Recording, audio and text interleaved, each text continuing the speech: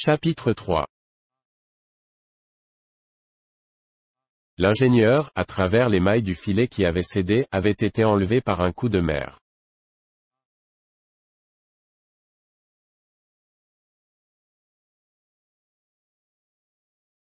Son chien avait également disparu. Le fidèle animal s'était volontairement précipité au secours de son maître.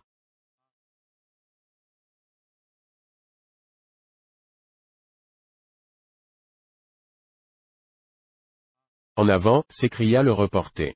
Et tous quatre, Gédéon Spilett, Harbert, Pencroff et Nab, oubliant épuisement et fatigue, commencèrent leurs recherches.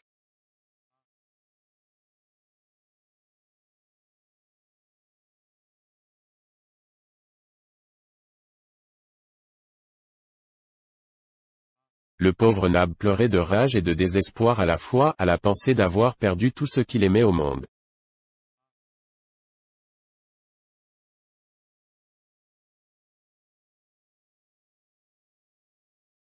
Il ne s'était pas écoulé 2 minutes entre le moment où Cyrus Smith avait disparu et l'instant où ses compagnons avaient pris terre.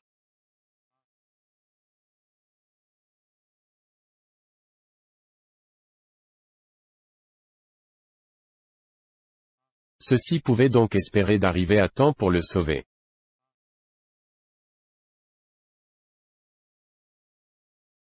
Cherchons, cherchons, cria Nab.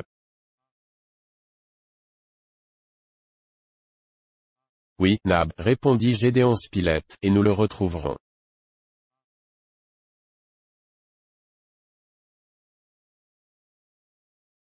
Vivant? Vivant. Sait-il nager? Demanda Pencroff.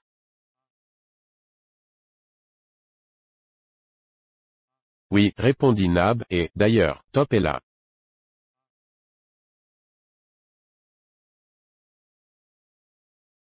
Le marin, entendant la mer mugir, secoua la tête.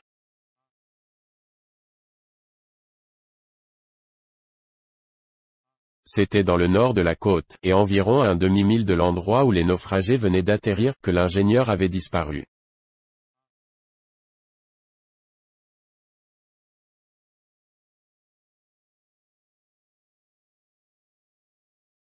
S'il avait pu atteindre le point le plus rapproché du littoral, c'était donc à un demi-mille au plus que devait être situé ce point.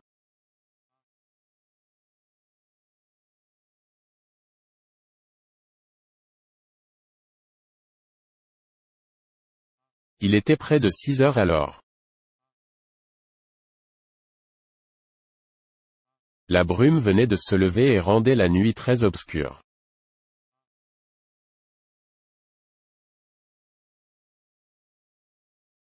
Les naufragés marchaient en suivant vers le nord la côte et de cette terre sur laquelle le hasard les avait jetés, terre inconnue, dont ils ne pouvaient même soupçonner la situation géographique.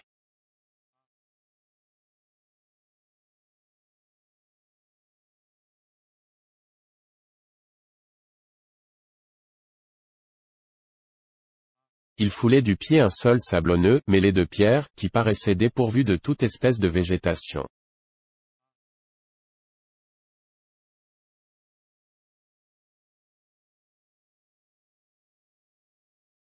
Ce sol, fort inégal, très raboteux, semblait en de certains endroits criblé de petites fondrières, qui rendaient la marche très pénible.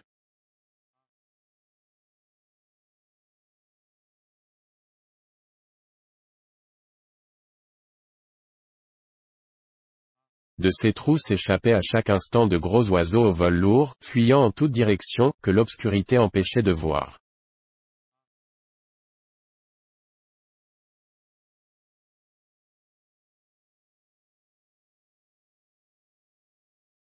D'autres, plus agiles, se levaient par bandes et passaient comme des nuées.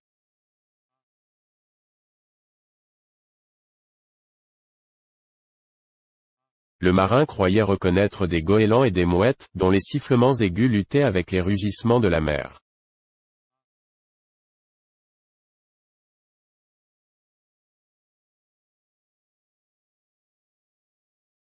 De temps en temps, les naufragés s'arrêtaient, appelaient à grands cris, et écoutaient si quelque appel ne se ferait pas entendre du côté de l'océan.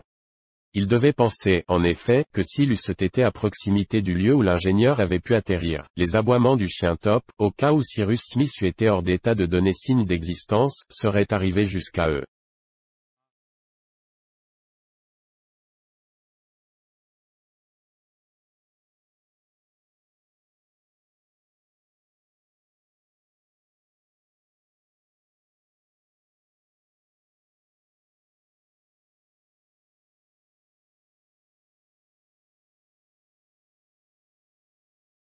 Mais aucun cri ne se détachait sur le grondement des lames et le cliquetis du ressac. Alors, la petite troupe reprenait sa marche en avant, et fouillait les moindres anfractuosités du littoral.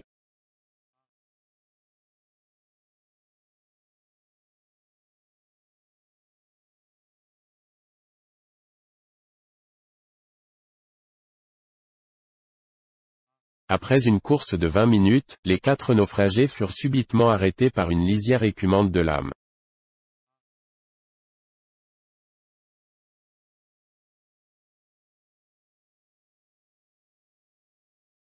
Le terrain solide manquait. Il se trouvait à l'extrémité d'une pointe aiguë, sur laquelle la mer brisait avec fureur.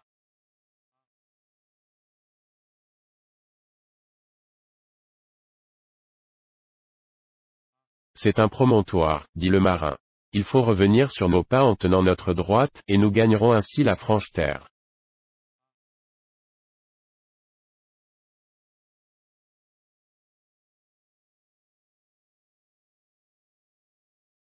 Mais s'il est là, répondit Nab, en montrant l'océan, dont les énormes lames blanchissaient dans l'ombre.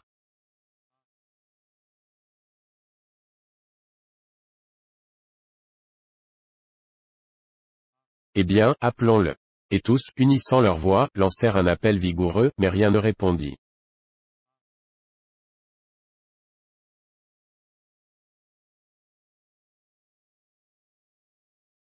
Ils attendirent une accalmie. Ils recommencèrent. Rien encore.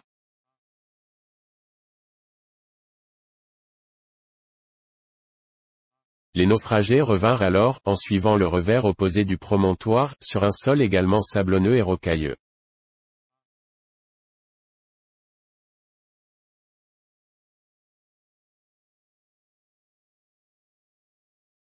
Toutefois, Pencroff observa que le littoral était plus accore, que le terrain montait, et il supposa qu'il devait rejoindre, par une rampe assez allongée, une haute côte dont le massif se profilait confusément dans l'ombre.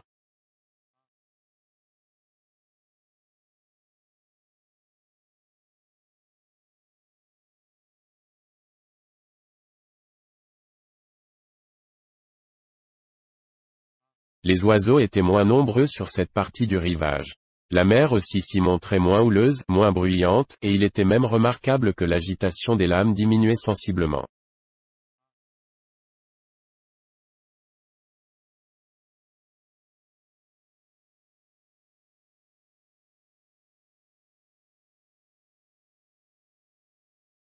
On entendait à peine le bruit du ressac.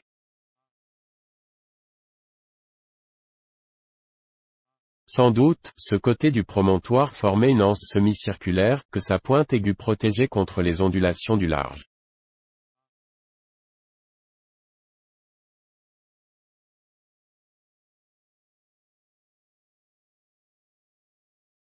Mais, à suivre cette direction, on marchait vers le sud, et s'était allé à l'opposé de cette portion de la côte sur laquelle Cyrus Smith avait pu prendre pied.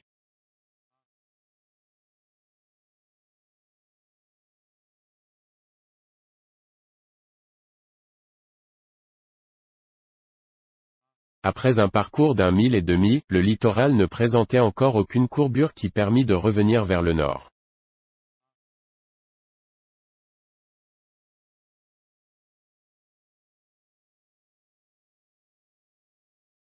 Il fallait pourtant bien que ce promontoire, dont on avait tourné la pointe, se rattachât à la franche terre.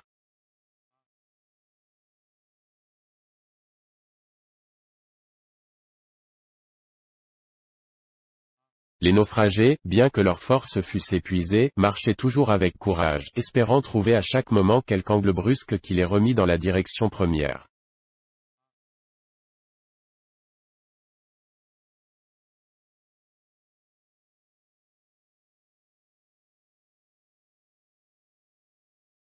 Quel fut donc leur désappointement, quand, après avoir parcouru 2000 environ, ils se virent encore une fois arrêtés par la mer sur une pointe assez élevée, faite de roches glissantes.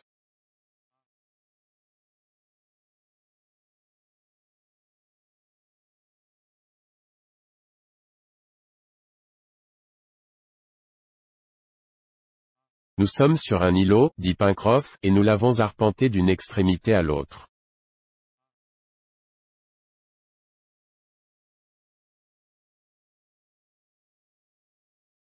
L'observation du marin était juste. Les naufragés avaient été jetés, non sur un continent, pas même sur une île, mais sur un îlot qui ne mesurait pas plus de 2000 en longueur, et dont la largeur était évidemment peu considérable.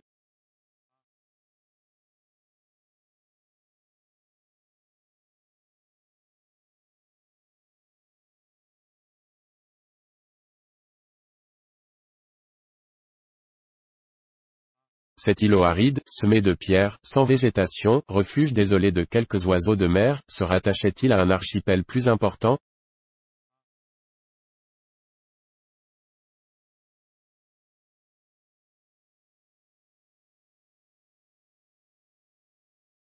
On ne pouvait l'affirmer.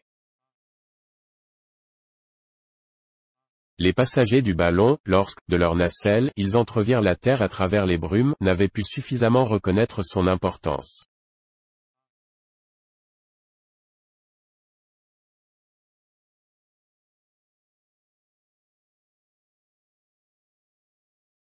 Cependant, Pencroff, avec ses yeux de marin habitué à percer l'ombre, croyait bien, en ce moment, distinguer dans l'ouest des masses confuses, qui annonçaient une côte élevée.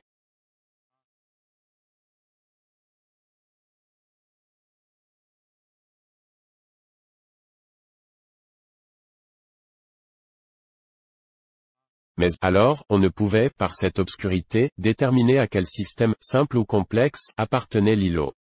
On ne pouvait non plus s'en sortir, puisque la mer l'entourait. Il fallait donc remettre au lendemain la recherche de l'ingénieur, qui n'avait, et là, signalé sa présence par aucun cri.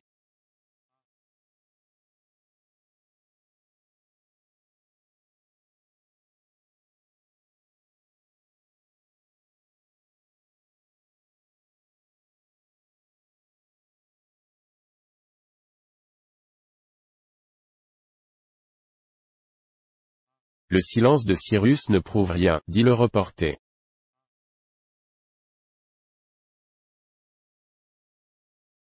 Il peut être évanoui, blessé, hors d'état de répondre momentanément, mais ne désespérons pas.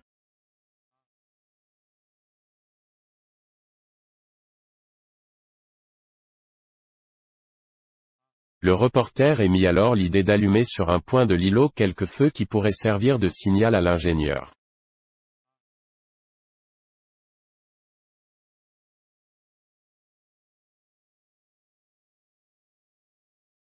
Mais on chercha vainement du bois ou des broussailles sèches.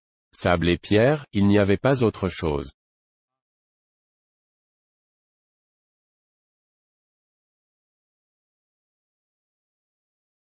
On comprend ce que dure être la douleur de Nab et celle de ses compagnons, qui s'étaient vivement attachés à cet intrépide Cyrus Smith.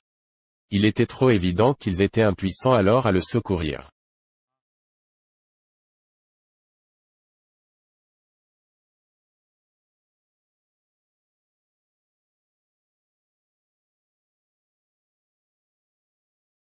Il fallait attendre le jour où l'ingénieur avait pu se sauver seul, et déjà il avait trouvé refuge sur un point de la côte, où il était perdu à jamais.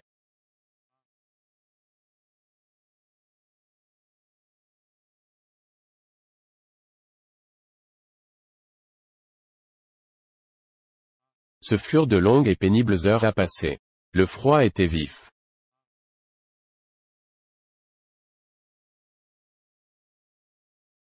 Les naufragés souffrirent cruellement, mais ils s'en apercevaient à peine.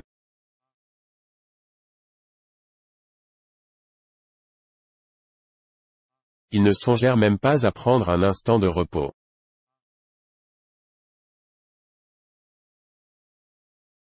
S'oubliant pour leur chef, espérant, voulant espérer toujours, ils allaient et venaient sur cet îlot aride, retournant incessamment à sa pointe nord, là où ils devaient être plus rapprochés du lieu de la catastrophe.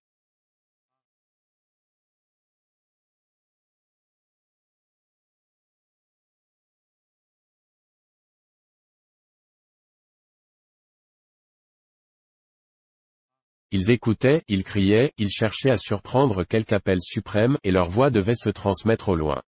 Car un certain calme régnait alors dans l'atmosphère, et les bruits de la mer commençaient à tomber avec la houle.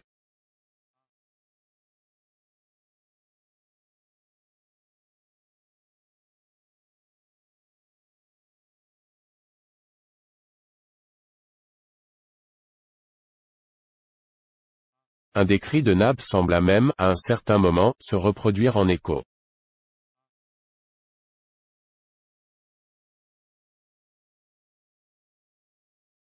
Harbert le fit observer à Pencroff, en ajoutant, cela prouverait qu'il existe dans l'ouest une côte assez rapprochée.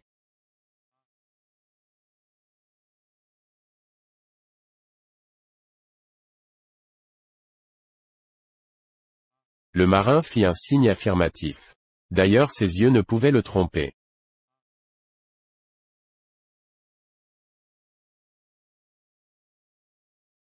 S'il avait, si peu que ce fût, distingué une terre, c'est qu'une terre était là.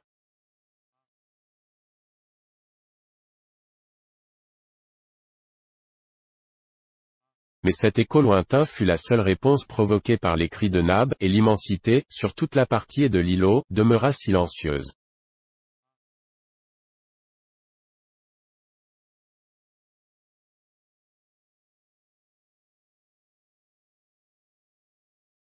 Cependant le ciel se dégageait peu à peu.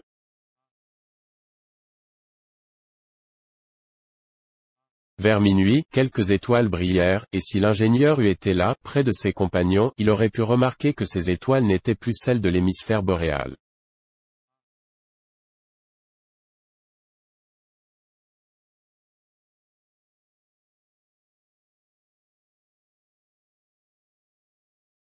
En effet, la polaire n'apparaissait pas sur ce nouvel horizon, les constellations zénithales n'étaient plus celles qu'il avait l'habitude d'observer dans la partie nord du nouveau continent, et la croix du sud resplendissait alors au pôle austral du monde.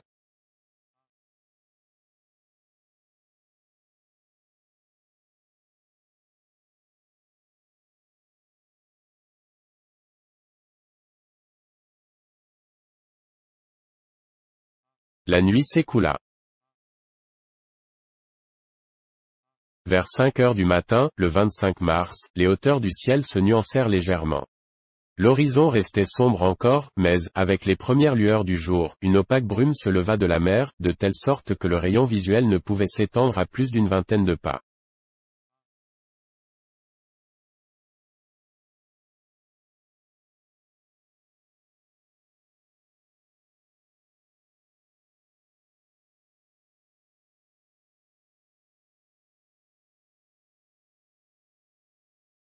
Le brouillard se déroulait en grosses volutes qui se déplaçaient lourdement.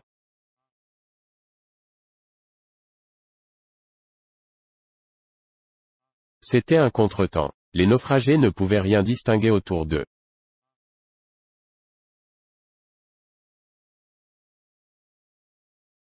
Tandis que les regards de Nab et du reporter se projetaient sur l'océan, le marin et Harbert cherchaient la côte dans l'ouest.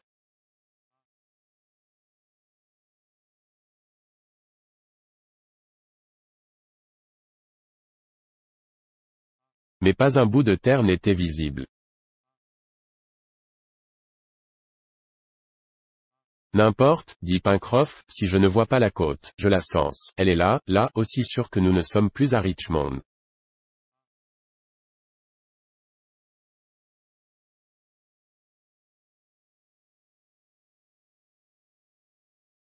Mais le brouillard ne devait pas tarder à se lever.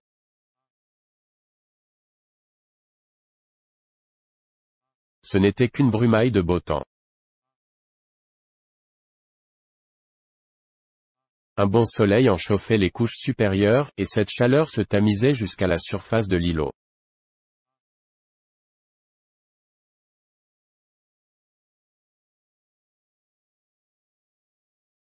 En effet, vers 6h30, 3/4 d'heure après le lever du soleil, la brume devenait plus transparente.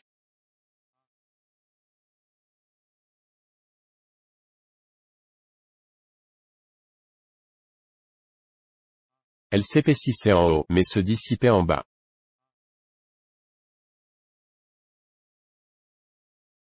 Bientôt tout l'îlot apparut, comme s'il fût descendu d'un nuage, puis, la mer se montra suivant un plan circulaire, infini dans l'est, mais borné dans l'ouest par une côte élevée et abrupte.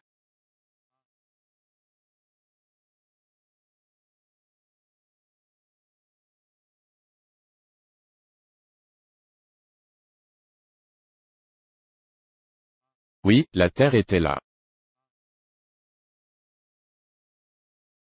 Là, le salut, provisoirement assuré, du moins.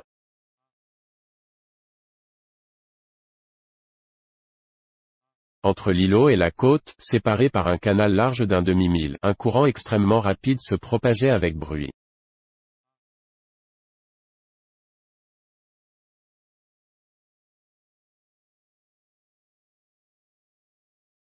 Cependant, un des naufragés, ne consultant que son cœur, se précipita aussitôt dans le courant, sans prendre l'avis de ses compagnons, sans même dire un seul mot.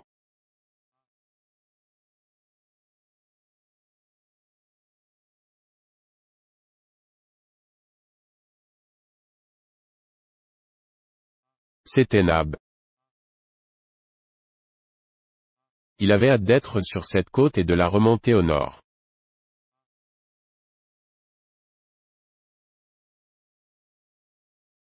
Personne n'eût pu le retenir. Pencroff le rappela, mais en vain.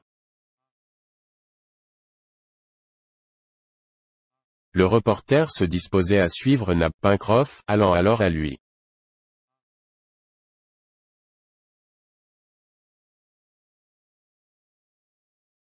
Vous voulez traverser ce canal, demanda-t-il.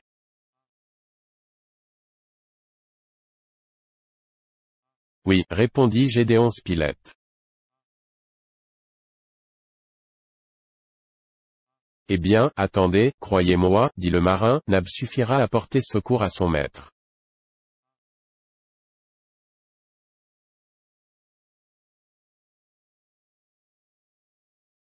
Si nous nous engagions dans ce canal, nous risquerions d'être entraînés au large par le courant, qui est d'une violence extrême.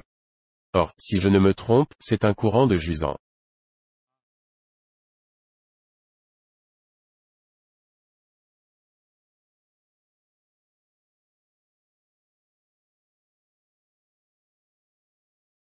Voyez, la marée baisse sur le sable.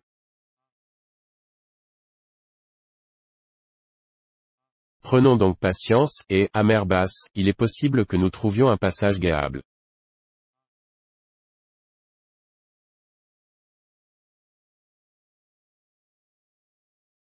Vous avez raison, répondit le reporter. Séparons-nous le moins que nous pourrons.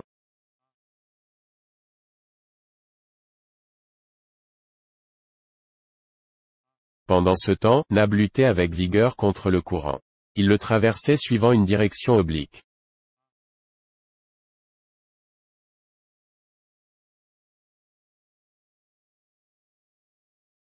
On voyait ses noires épaules émerger à chaque coupe.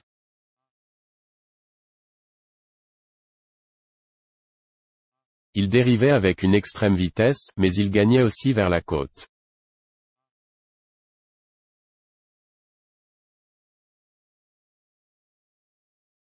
Ce demi-mille qui séparait l'îlot de la terre, il employa plus d'une demi-heure à le franchir, et il n'accosta le rivage qu'à plusieurs milliers de pieds de l'endroit qui faisait face au point d'où il était parti.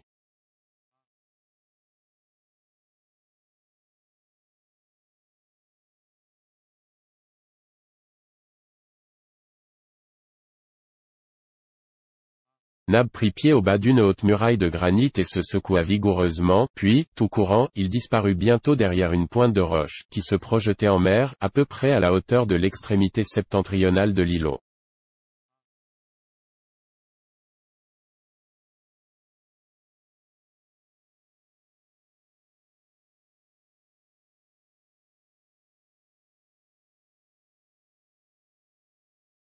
Les compagnons de Nab avaient suivi avec angoisse son audacieuse tentative, et, quand il fut hors de vue, ils reportèrent leurs regards sur cette terre à laquelle ils allaient demander refuge, tout en mangeant quelques coquillages dont le sable était semé.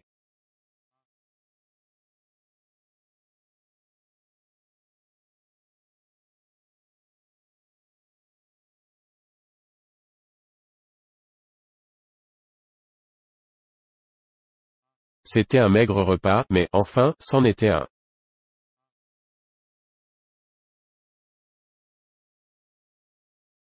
La côte opposée formait une vaste baie, terminée, au sud, par une pointe très aiguë, dépourvue de toute végétation et d'un aspect très sauvage.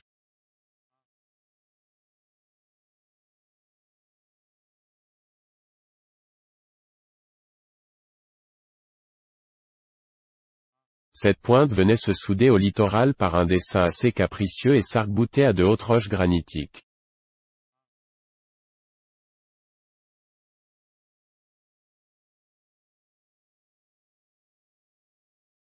Vers le nord, au contraire, la baie, s'évasant, formait une côte plus arrondie, qui courait du sud-ouest au nord-est et finissait par un cap effilé.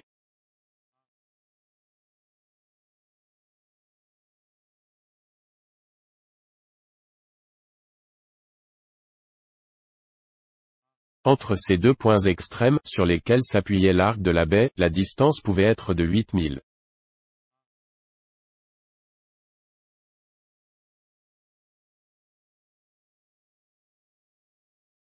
À un demi-mille du rivage, l'îlot occupait une étroite bande de mer, et ressemblait à un énorme cétacé, dont il représentait la carcasse très agrandie.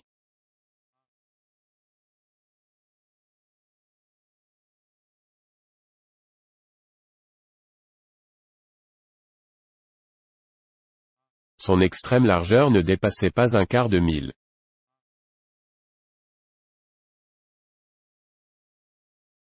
Devant l'îlot, le littoral se composait, en premier plan, d'une grève de sable, semée de roches noirâtres, qui, en ce moment, réapparaissaient peu à peu sous la marée descendante.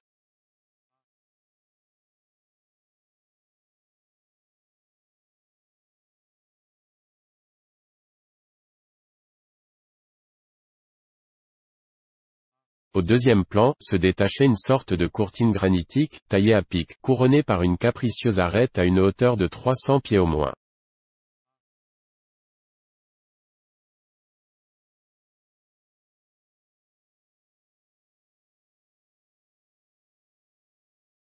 Elle se profilait ainsi sur une longueur de 3000, et se terminait brusquement à droite par un pan coupé qu'on eût cru taillé de main d'homme.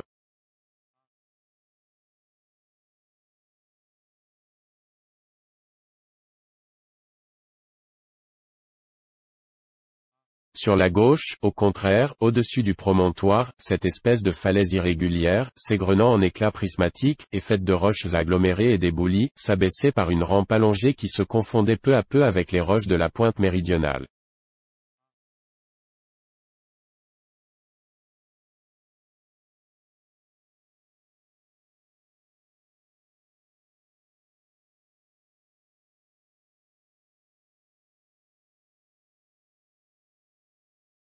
Sur le plateau supérieur de la côte, aucun arbre.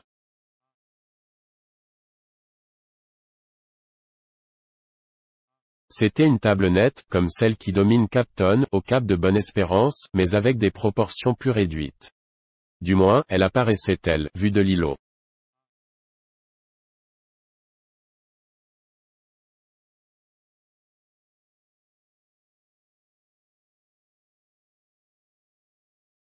Toutefois, la verdure ne manquait pas à droite, en arrière du pan coupé.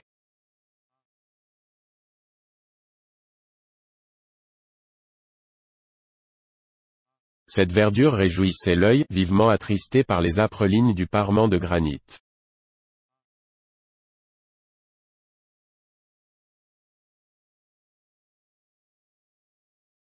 Enfin, tout en arrière-plan et au-dessus du plateau, dans la direction du nord-ouest et à une distance de 7000 au moins, resplendissait un sommet blanc, que frappaient les rayons solaires.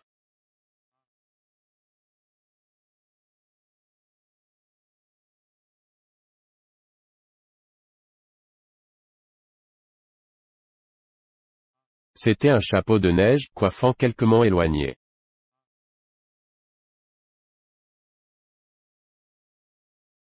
On ne pouvait donc se prononcer sur la question de savoir si cette terre formait une île ou si elle appartenait à un continent.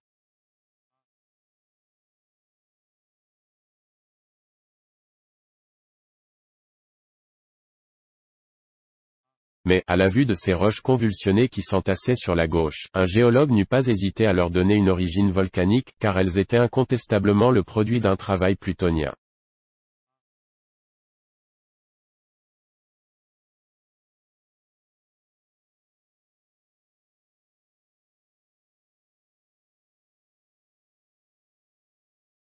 Gédéon Spilett, Pencroff et Harbert observaient attentivement cette terre, sur laquelle ils allaient peut-être vivre de longues années, sur laquelle ils mourraient même, si elle ne se trouvait pas sur la route des navires.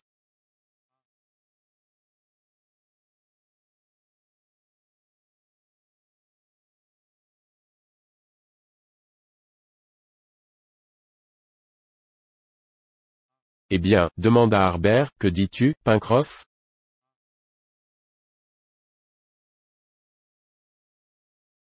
Eh bien, répondit le marin, il y a du bon et du mauvais, comme dans tout.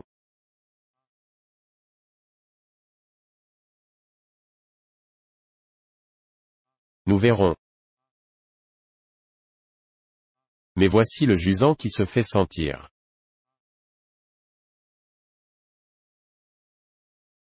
Dans 3 heures, nous tenterons le passage, et, une fois là, on tâchera de se tirer d'affaire et de retrouver M. Smith.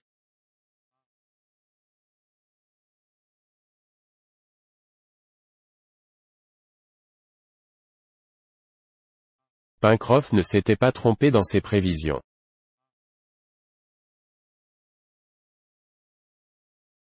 3 heures plus tard, à mer basse, la plus grande partie des sables, formant le lit du canal, avait découvert.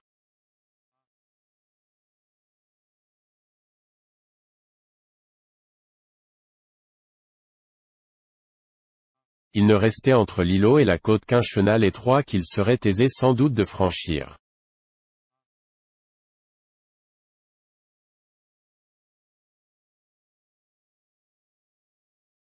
En effet, vers 10 heures, Gédéon Spilett et ses 2 compagnons se dépouillèrent de leurs vêtements, ils les mirent en paquet sur leurs têtes, et ils s'aventurèrent dans le chenal, dont la profondeur ne dépassait pas 5 pieds.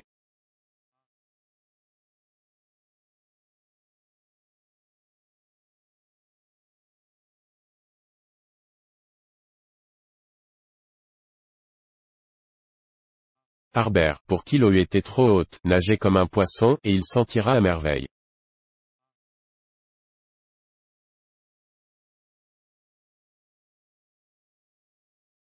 Tous 3 arrivèrent sans difficulté sur le littoral opposé.